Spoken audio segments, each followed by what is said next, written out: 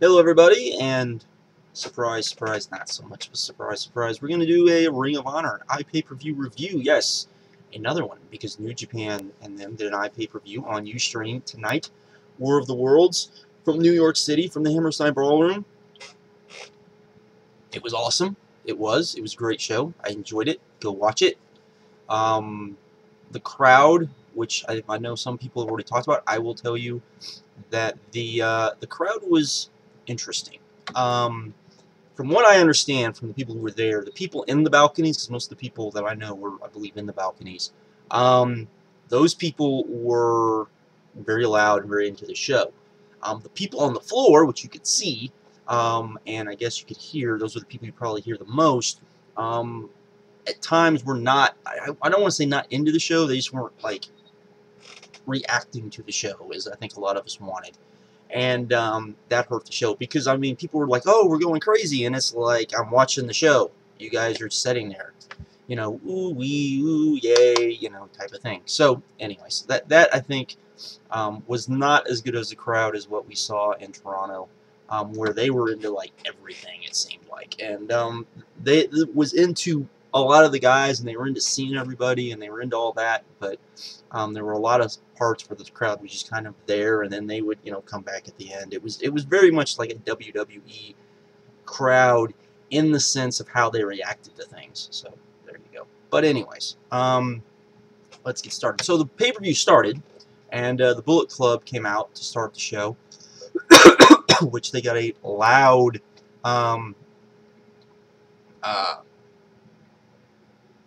chant. They got a loud, well, our Bullet Club came out, they got chants. Very over. They introduced themselves. They said, hey, this is, you know, we're here, we're going to take over. This basically all led to, excuse me, this all led to Okada coming out, because, you know, he was pissed because how he lost the championship. Then Elgin came out. Elgin said, you know, he wanted to take on Okada anyway, so why don't we do a three-way, since Okada's opponent for the night was injured, and so here we go. And the fans were going crazy, and so we got Okada and Elgin and AJ in the main event. So that's what all this led to. And then we got to the actually opening match. Rocky Romero, Alex KOSLOV, and Watanabe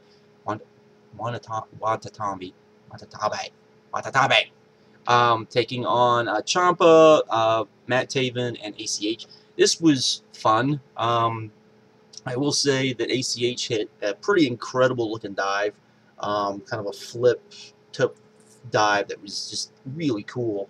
And match itself was good. It was pretty good, I would say. It wasn't anything that's gonna, you know, set the world on fire. But it was a good opening match, and yeah, it was fun stuff.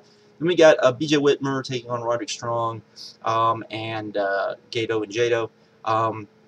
Basic match, not anything spectacular.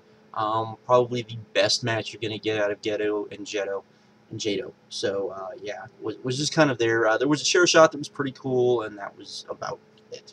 Then we got Jay Lethal taking on Kushida for the TV title. This was really good. I liked this a lot. Some really good back and forth. And then Truth Martini got kicked out. And once Truth Martini got kicked out, you know, I kind of thought I knew how the match was going to end. It didn't end the way I thought it was. But it was still a fun match. Wasn't great or anything, but it was still, you know, a lot of good. Then we got Karl Anderson taking, and well, Karl Anderson and Gallows, can't talk, taking on Mark and Jay Briscoe for the IWGP Tag Team title. This was the one match where I thought you might see, you know, maybe an ROH guy, maybe like 10% chance. Good match. I really liked this. I thought they went out there and did a really good match. No title change, but after the match, Doc and Jay basically, you know, were sitting there and would not, you know, kind of back down type of thing. And so maybe we'll get another match, which I would be all for.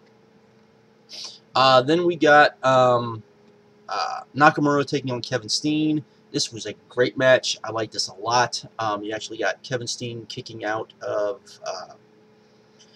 the Boombe on a 1 count, which was pretty fucking awesome. So that was good. And then after the match, Kevin Steen's basically doing this, hey, I'm going to go away for a while, this sort of thing. And then Silas Young came out, and all turned into a type of thing. So I imagine we'll probably get Steen and Young at the pay-per-view, at the next not the iPPV, but the actual pay-per-view, which I will talk about here in a little bit. But we got the match that everyone kind of talked about after intermission, that everyone was kind of like, ooh, which was Tanahashi taking on Michael Bennett. This was pretty good. It was a very, you know, non-New Japan type match where Maria got involved a lot, but it worked. I thought it was good. I enjoyed it. Tanahashi did all of his stuff, so hey, nothing to go from there. Then we got the ROH Tag Team title match. The Young Bucks taking on Kyle O'Reilly and Bobby Fish, Red Dragon. This was fucking awesome. I'm not as big. I don't want to say I'm not a fan of the Young Bucks, because that's not true. I'm not usually as big on Young Bucks matches as everybody else, because I always feel like their matches are very similar, like almost like and too similar. Not like that, and not like the same as like a Bret Hart or Ric Flair match, where, you know, every Bret Hart and every Ric Flair match is very, you know, almost the same. It's laid out the same, all that. But there's always little wrinkles thrown in, and sometimes you don't get that with the Young Bucks. This was not that. This was awesome. Just like match of the year caliber, fucking awesome shit. Flips and dives, and Tom Lawler was there from UFC, which the announcers were interesting to not say the least. And this was just so much awesomeness.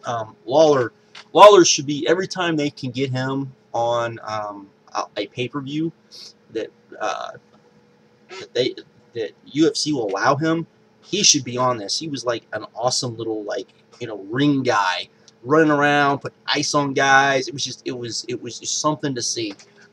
Just really good stuff. Then we got Adam Cole versus Jushin Liger. I liked this match, I think, more than a lot of people did. The finish did come kind of out of nowhere, it felt, but you know, the crowd was really into this because of Liger. They treated Liger with a lot of respect. Ring of Honor actually did a really cool entrance. There's actually, I guess, a video monitor that they had up above the entranceway, and they did Liger. They did it like a special intro for Liger, where they kind of showed his career, and they even opened it with the song, with his Jushin Thunder Liger song, with actually the anime that the character's from. So that was really cool, and I like this match a lot.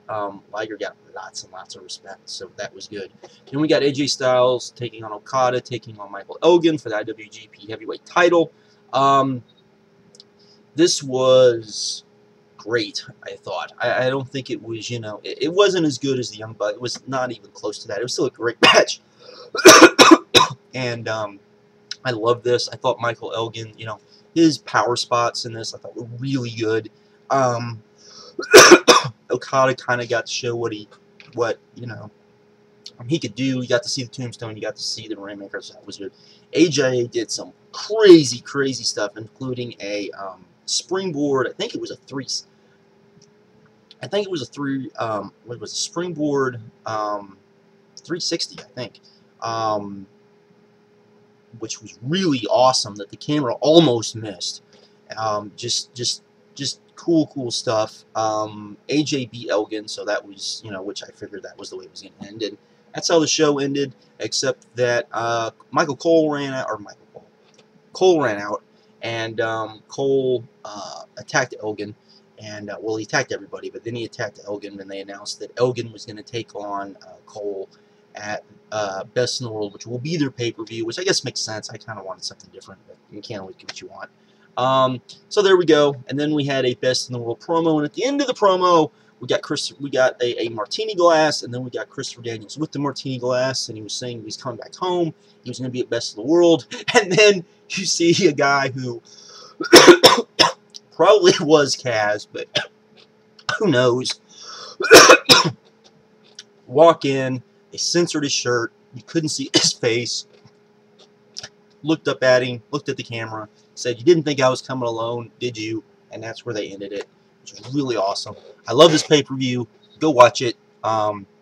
Is it going to be like the best pay-per-view of the year? No, but it's definitely worth checking out. It was very fun, like the Toronto show. I thought that, much like this was paced very, very well. Came in under 3 hours, which was great. That's what they were shooting for. And so, and I thought that because of that, it didn't feel like it dragged. Everything just seemed to go the perfect pace. Excellent stuff. So, as I die,